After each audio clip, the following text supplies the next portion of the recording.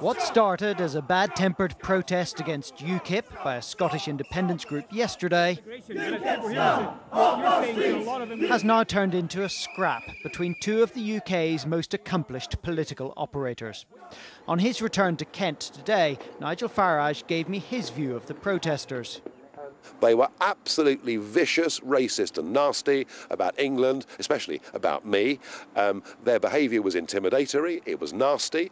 The police had to be called. And I really think that it's incumbent upon Alex Salmond to condemn this type of behaviour, which he refuses to do. Indeed, Alex Salmond says it was just a student protest. The man who wants Scotland out of Britain has no sympathy for the man who wants Britain out of Europe.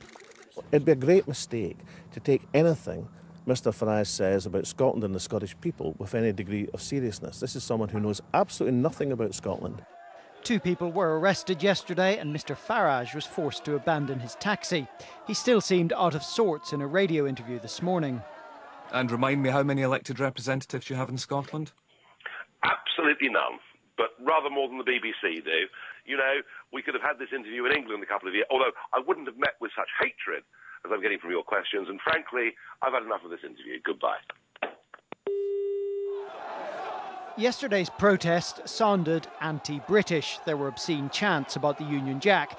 But was it, as Mr Farage believes, anti-English? No, say the organisers. This is a preposterous allegation made by Mr Farage. There were various English people in the demonstration yesterday. There were members of the Radical Independence campaign who are English. Whatever the motivation of those yelling at Mr Farage to go back to England, they did it so aggressively that he had to make the first part of that journey in a police van.